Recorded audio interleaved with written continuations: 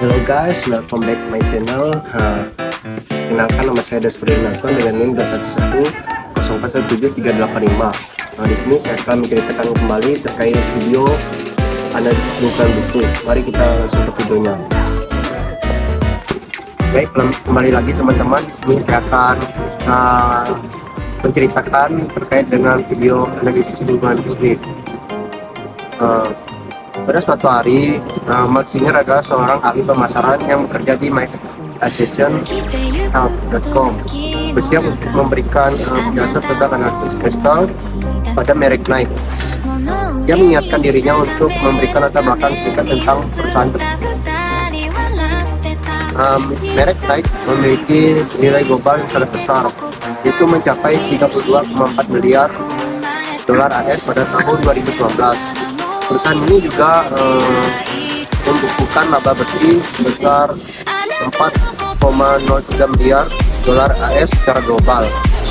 Nike didirikan pada tahun 1964 oleh Phil Knight dan Bill Bowerman dengan nama Blue Ribbon Sport, dan kini menjadi produsen sepatu olahraga dan perlengkapan terbesar di dunia.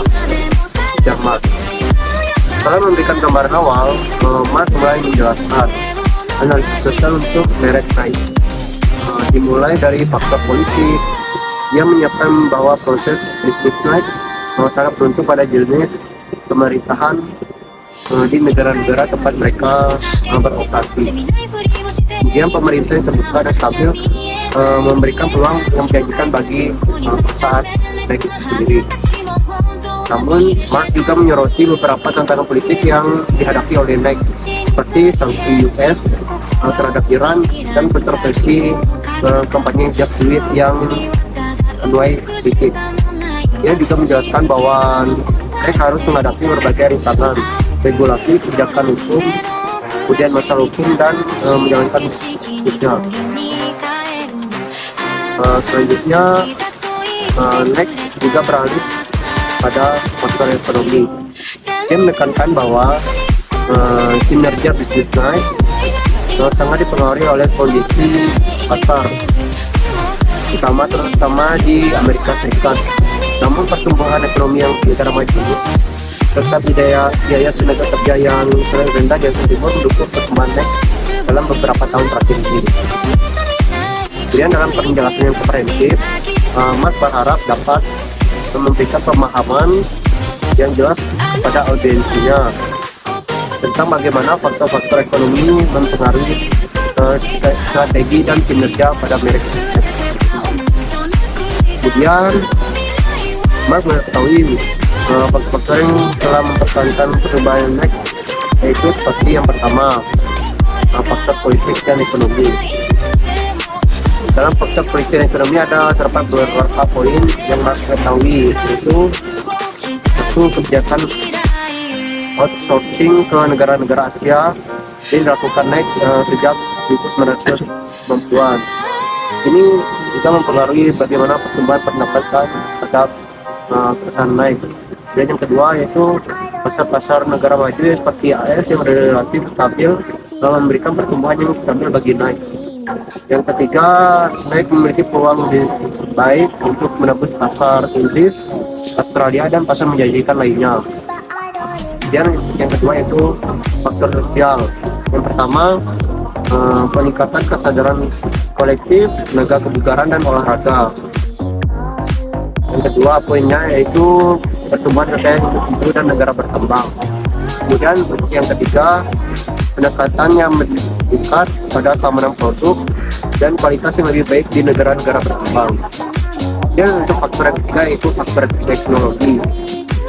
Untuk poin yang pertama, Nike memanfaatkan teknologi kini untuk proses bisnis, untuk produk olahraga mereka, dan bagaimana cara pengiriman produk mereka ke tangan konsumen. Dan untuk yang kedua yaitu poinnya otomatisasi sebagai besar operasi untuk mengurangi biaya kerja. Jadi mereka menggunakan mesin-mesin canggih untuk memproduksi produk-produk mereka, sehingga tenaga kerja manusia sekarang tidak dapat dikurangi oleh perusahaan Nike. Kemudian yang ketiga itu integritas teknologi seluler dan digital kebijakan publik. NEC juga menggunakan teknologi seluler untuk memperluas jaringannya ke tangan konsumen. Dan yang keempat yaitu faktor lingkungan. Dalam faktor lingkungan ini ada beberapa faktor, ada beberapa poin yang termasuk ke dalam faktor lingkungan tersebut.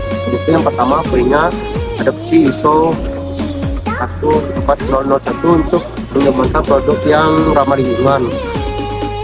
Kedua yaitu penggunaan bahan organik, pemantauan jejak karbon dan manajemen limbah. Jadi dalam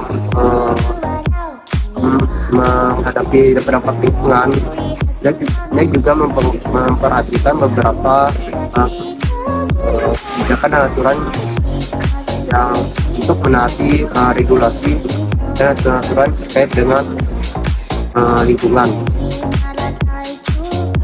Kemudian NEC juga mengetahui masalah yang dihadapi oleh NEC. Jadi yang pertama menyebut yaitu masalah ramah lingkungan.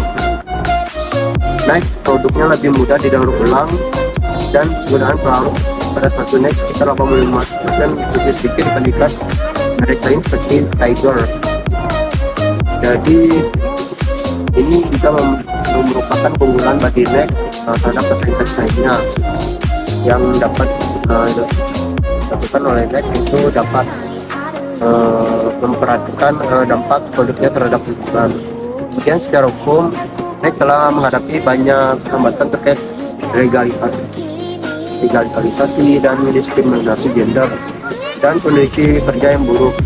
Kemudian NEC juga sering dituduh menghindari pajak dan praktik pemasaran yang kurang transparan, khususnya terkait dengan pemberian diskon. Baik, untuk selanjutnya kita memasuki terkait dengan bisnis modern.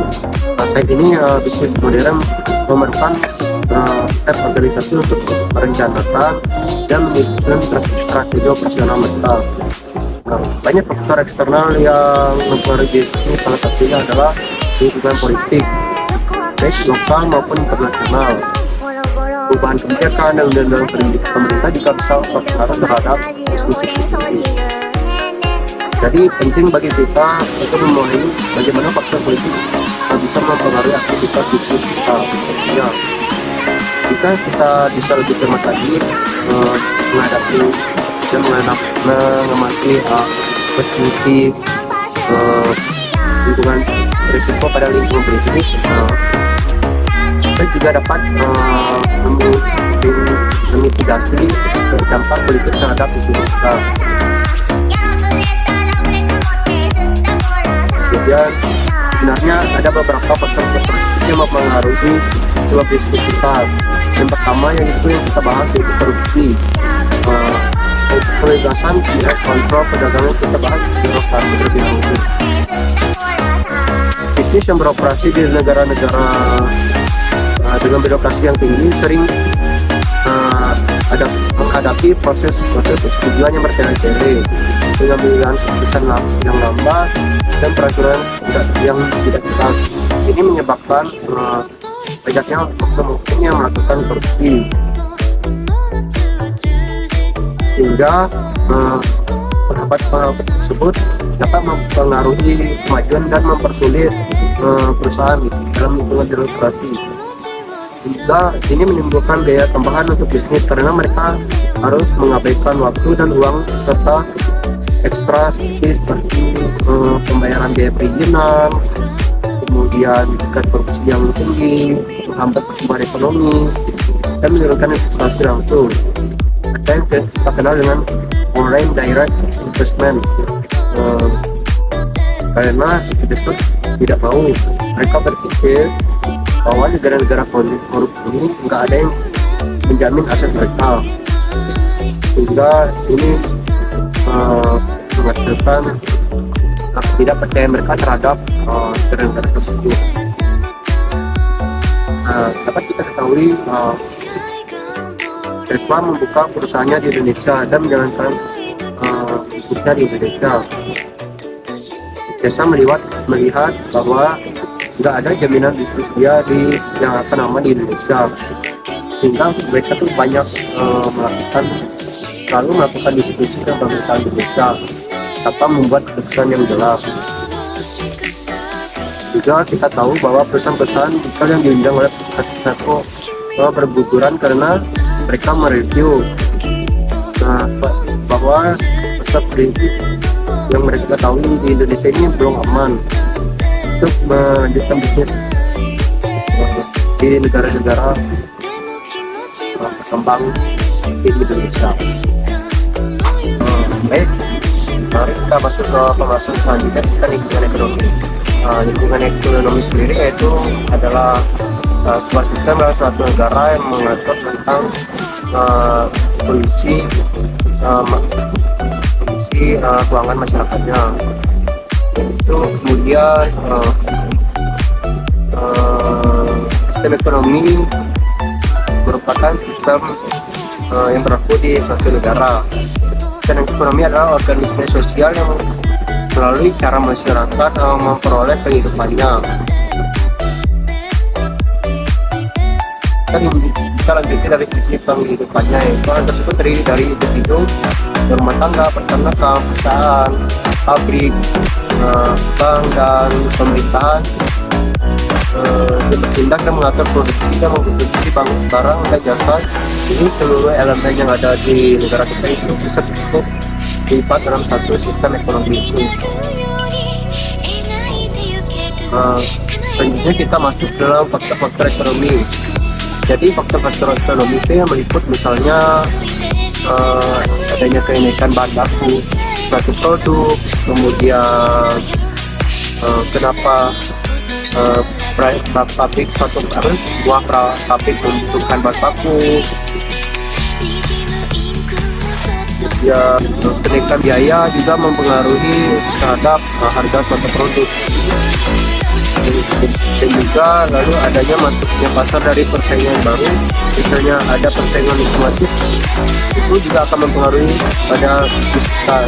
Mungkin anggaran terakhir jadi anggaran kita konsentrasi dari sisi keuangan, ya lalu ada perubahan kebijakan di luar, seperti contohnya misalnya kita melakukan ekspor impor barang seperti itu. Nah, kalau ada kebijakan dari luar negeri yang berubah, pasti otomatis akan mempengaruhi apakah bisnis kita itu oke, lalu ada ketersediaan dana investasi saat ini. Nah, makanya kadang kala kita mau invest enggaknya, atau mungkin presiden kita bilang please invest to my country. Nah, itu maksudnya untuk mempengaruhi sistem dari sisi ekonomi untuk bisnis kita. Lalu ada kinerja ekonomi perekonomian di sistemnya. Jadi namanya di negara kita kinerja ekonomi gimana, dan nantinya akan berpengaruh terhadap perekonomian juga, karena selain negara kita juga menghasil bahan-bahan tambang, kemudian produksi keragaman hayati dari negara kita itu sendiri sangat besar, sehingga ini juga akan mempengaruhi kondisi dari negara yang membutuhkan produksi bahan mentah dari negara kita. Ya, ini kita akan membahas tentang mikro dan makroekonomi. Mikroekonomi dan makroekonomi ini kita bahas secara satu-satu. Untuk perusahaan tertentu yang beroperasi di pasar tersebut, jadi perusahaan itu mungkin beroperasi di pasar yang sangat kompetitif, ya, sedangkan yang lain mungkin tidak. Nah, satu perusahaan mungkin dihadapkan pada selera konsumen yang berubah-ubah dengan misalnya produsen pakaian. Ya, pastinya setiap konsumen tentunya akan mengikuti perkembangan tren dari cara berpakaian mereka. Jadi apabila seseorang atau komunitas lain sedang tren, maka tentunya konsumen juga akan mengikuti cara berpakaian mereka. Kemudian pasti setiap dekade itu pasti akan selalu berubah-ubah. Sementara yang lain mungkin dihadapkan pada permintaan konsumen yang hampir konstan gitu ya. Contohnya misalnya pedagang kentang, mungkin ada jatuh bangunnya juga, dan pedagang juga mungkin nilai dari satu barang itu selalu berubah-ubah. Jadi itu juga akan mempengaruhi dari tingkat profitabilitas bisnis tersebut, bahkan juga akan mempengaruhi produktivitas dari.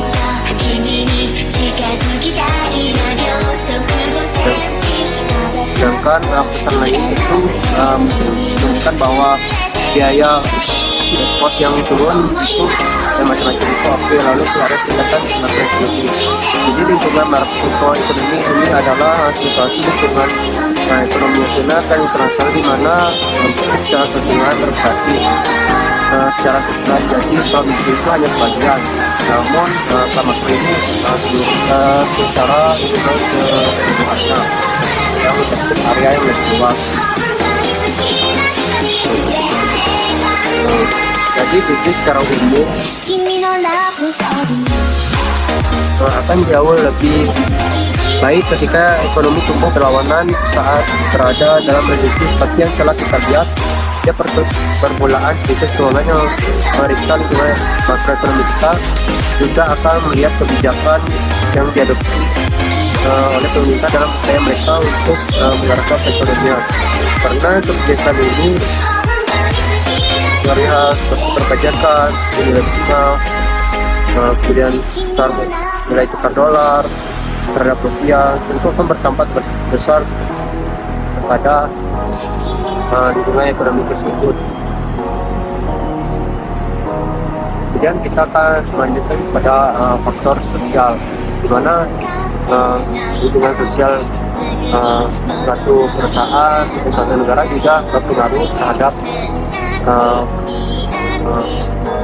tingkat ekonomi suatu negara, dan pengaruh juga terkait dengan keadaan bisnis di negara tersebut. Apabila lingkungan sosialnya itu tinggi, maka negara tersebut juga akan